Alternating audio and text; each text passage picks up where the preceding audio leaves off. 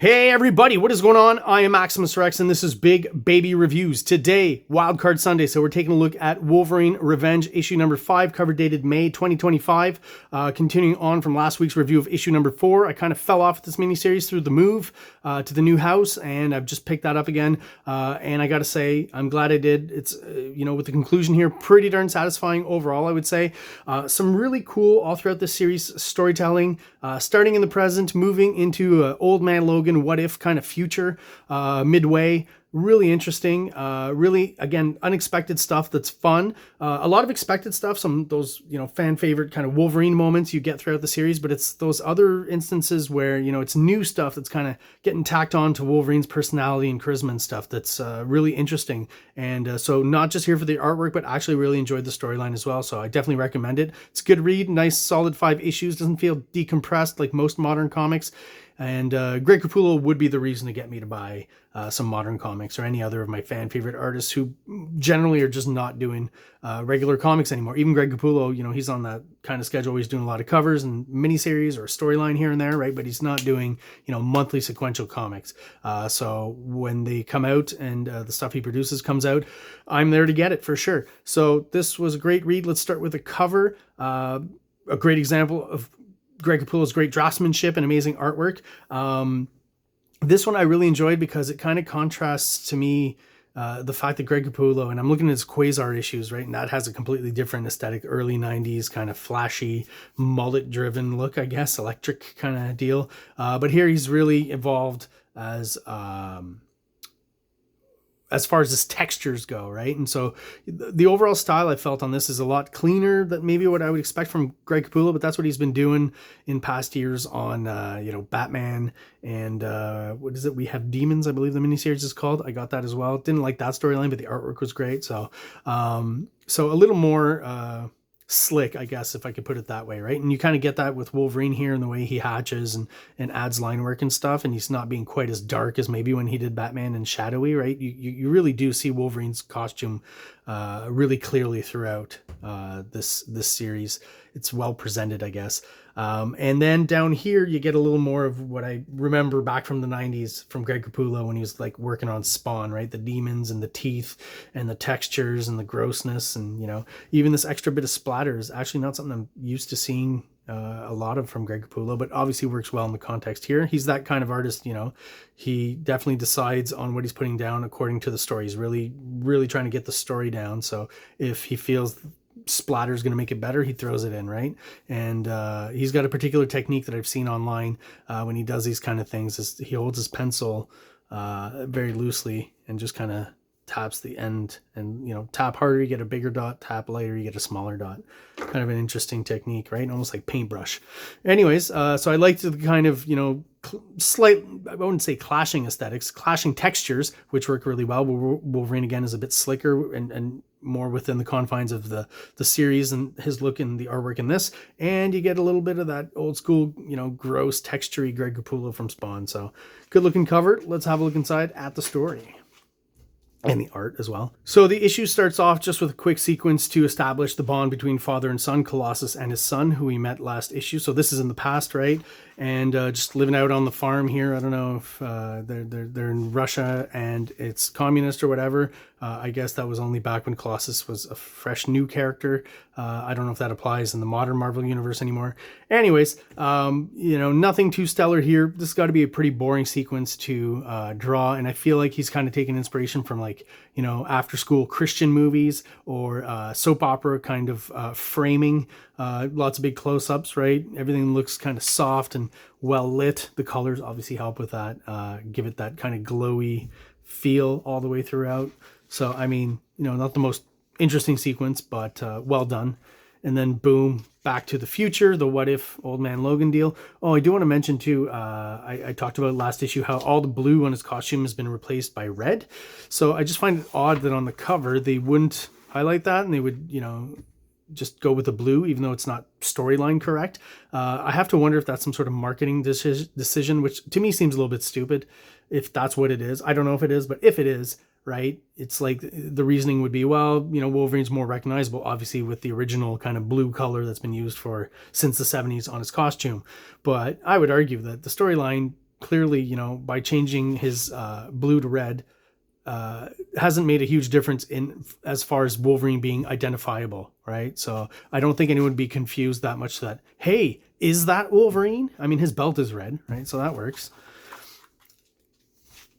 So basically, last issue at this point, Wolverine has done away and killed all the Omega Red Sons who've come for revenge.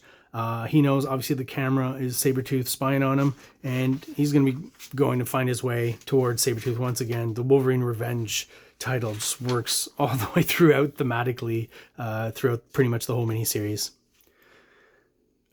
There's something... I don't know how to put it, but it's almost like slightly pedestrian here, which is okay because it's a moment before all the action happens and it's meant to be a little bit slower.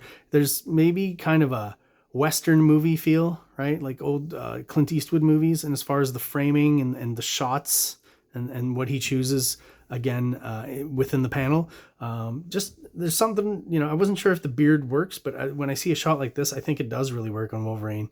You know, it reminds me of those weird times when I would draw Batman as a kid and go, what if Batman had a mustache or a goatee or something, right?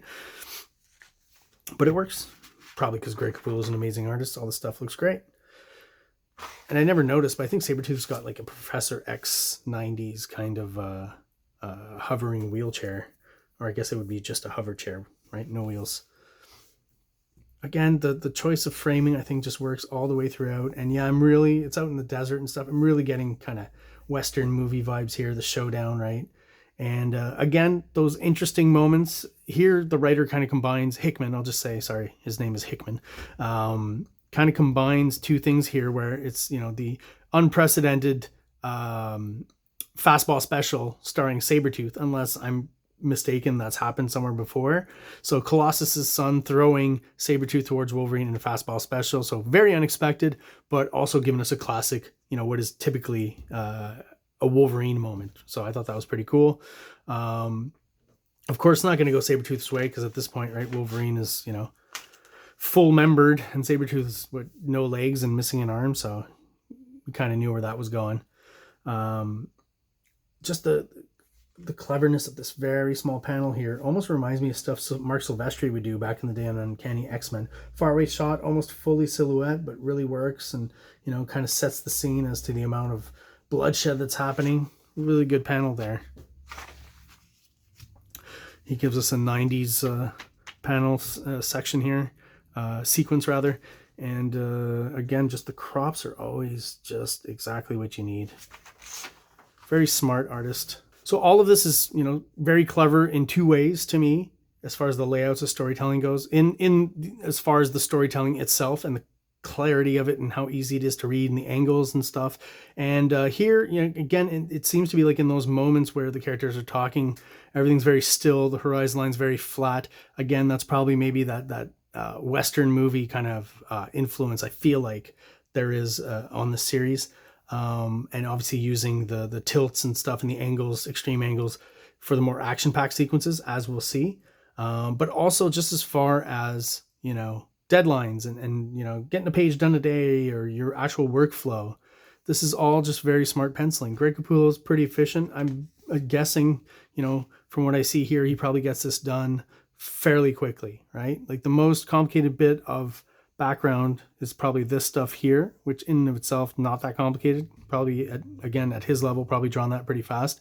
You know, you hint at more of it in this panel here, very quick, just a few dashed lines, a few hints of windows, a bit of shade from the sun, right? And you know, how long does it take to draw these mountains here in the middle ground and this one in the background? You know, really quick. And you don't feel cheated in any way as a reader. Very satisfying visually. So basically, you know, it's the final showdown. It's the final bit of revenge here, right? Sabretooth is done for, and this guy obviously wants revenge because Wolverine killed his father a few issues ago. So Wolverine takes the neutralizer, takes his power off, right? Because as Colossus's son has told him, right, it can only end one way if you can constantly heal from all your wounds, right? So taking that away from you, that now makes it a fair fight. So that was an interesting kind of aspect to it as well. Spoilers, we'll find out later that Wolverine doesn't actually, the neutralizer's been neutralized, right? So although you think you see its effects, it didn't actually affect him. Great, again, fan service, awesome Wolverine shot there, jumping at you with the claws.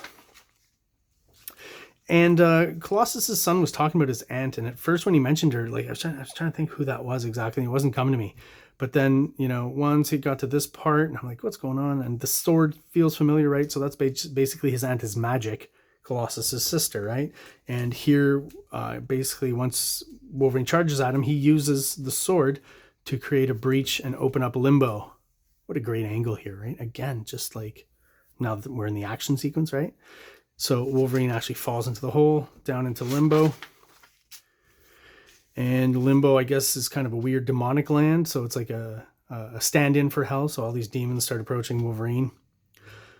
Didn't think Colossus' son would jump in. He actually does. So I guess you need him there for the action sequence, which makes sense, right? So good stuff here. I'm going to mention the colors again. I think when we get to Limbo again, you know, not completely flat colors, but not overdone.